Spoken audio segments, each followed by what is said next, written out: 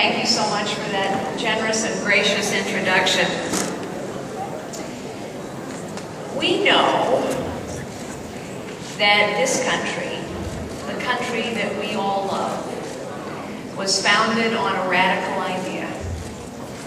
The radical idea that everyone has potential and that everyone has the right to fulfill their potential. We as Americans believe that it doesn't matter who you are or where you come from or what you look like or what your last name is, that you have the right to live the life you choose. Our shorthand for that is the American dream. And for most of us, the American dream starts in a small business or in a family business. I started my career as a receptionist. I typed, I filed, I answered the phones for a 9-person company in the Bay Area, in the great state of California. I have lived the American dream. My husband, Frank, started out driving a tow truck for the city of Pittsburgh, Pennsylvania for a little family-owned garage. He has lived the American dream. We got our start the way most Americans get their start, in small businesses and in family-owned businesses. That's why there are almost 2 million Asian American-owned small businesses throughout our nation. It is why we have so many Hispanic-owned small businesses and family businesses, African American-owned small and family-owned businesses, women small and family-owned businesses, because that's how so many Americans get their start, their chance, their shot at the American dream and a better life for themselves and their families. In a country where we believe that everyone should have that shot. And in our great nation, California was the Golden State. And California was called the Golden State not just because of the color of our hills in the summer. California was called the Golden State because this is where you came. This is where you came.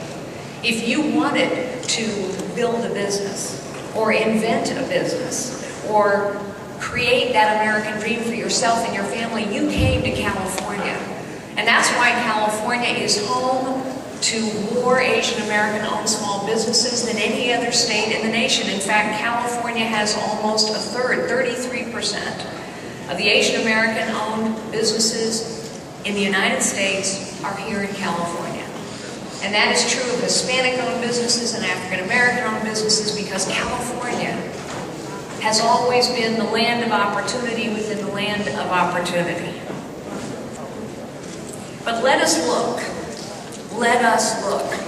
at what has happened and what is happening to this great and good and golden state that we call California, the land of opportunity. I think California is also the test case, the proof positive of what happens when government gets too big, taxes get too high, regulations get too thick, entitlements get too rich. Where are we today? We have a 12.4% unemployment rate, the highest unemployment rate in this state in 70 years. We have more Californians living in poverty than ever before. We have families losing personal income for the first time since World War II.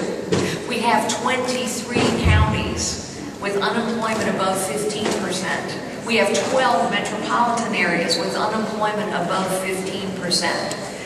Here in California, we are not just living through tough times, we are destroying jobs.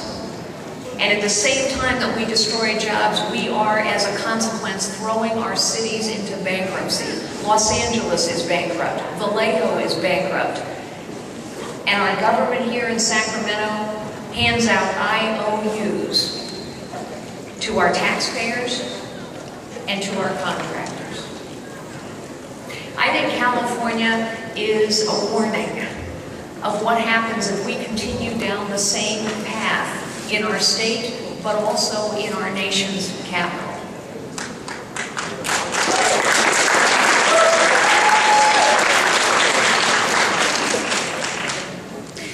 You know, sometimes people ask me, why are you running for the U.S. Senate? And I answer that the work of the U.S. Senate now impacts every family and every business in America. Think about what the U.S. Senate has done in just the last 2 years alone. They passed a stimulus bill, $810 billion of taxpayer money, and has that stimulus bill succeeded? No, it has failed. The unemployment rate in California was 10.2% the day that stimulus bill was passed. It is 12.4% today. By any measure, that is a failure. Financial regulatory reform, healthcare reform, tax policy, and what has the Senate failed to do? The Senate has failed to pass a free trade agreement with South Korea, as but one example. We, as a state, export $6 billion a year to South Korea. We could double or triple that if we could get a free trade agreement through, but somehow there isn't a lot of appetite to move that free trade agreement. You can applaud, it's okay.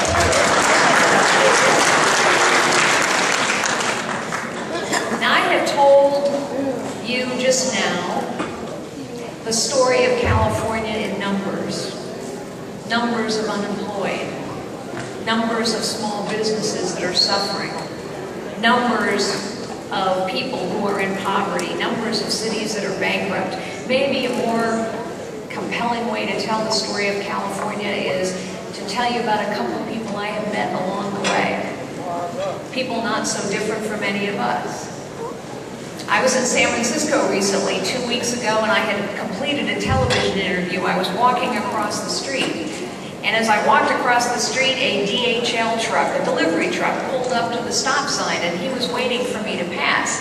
And as I passed in front of his truck, he leaned out of his cab, and he said, "Hey, did anybody ever tell you you look like that candidate lady?" I said, "Well, I am that candidate lady." And he said, "Well, let me tell you something. I'm a Teamster, I'm a Democrat, I'm voting for you, we need a change."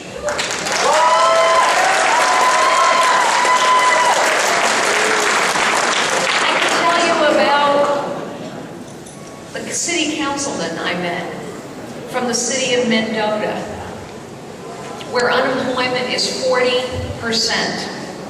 Where unemployment is 40%, because a nameless, faceless bureaucrat in the Department of the Interior turned off the water flowing through the Delta pumps.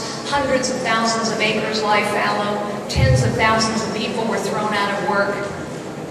And he talked about the difficulty of holding that community together. He talked about his disappointment that a certain senator named Barbara Boxer, who is the chairwoman of Environment and Public Works, would not step forward to help turn that water back on and protect those jobs, those families, and their futures. Or I can tell you about a woman I met maybe 10 months ago.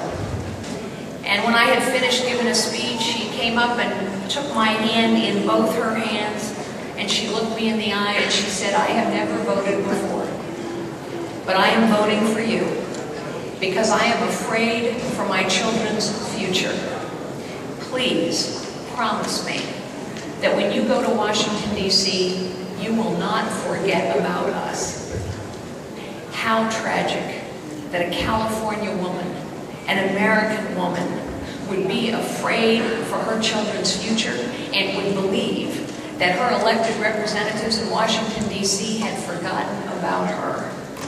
But when we look at the distress in this state, who can blame her? In the last 20 months alone, while California's unemployment rate has grown from 10.2% to 12.4%, Washington, D.C. has added 100,000 new federal government bureaucrats. In the last 2 years alone, our debt has grown from $10.7 trillion to $13 trillion. And we now find out that federal government bureaucrats make on average twice what private sector folks make, twice what hardworking people in family-owned businesses and small businesses make. Barbara Boxer has supported for her 18 long years as a U.S. Senate, 28 years in Washington, D.C., Barbara Boxer has supported $1 trillion in new taxes, trillions of dollars in new spending. She has not lifted a finger to create jobs in this great state of California, and the consequence is what we see today. We know what it takes to create jobs. Make it easier, not harder, for small business owners. We know what it takes to create jobs. Give family-owned businesses a helping hand. We know what it takes to turn this state around. Lower taxes, cut through the thicket of regulation. We can do all this. We can hold our government accountable. We can make it listen. We can make it work. But first, we must change the people we send to Washington, D.C., and that starts with defeating Barbara Boxer on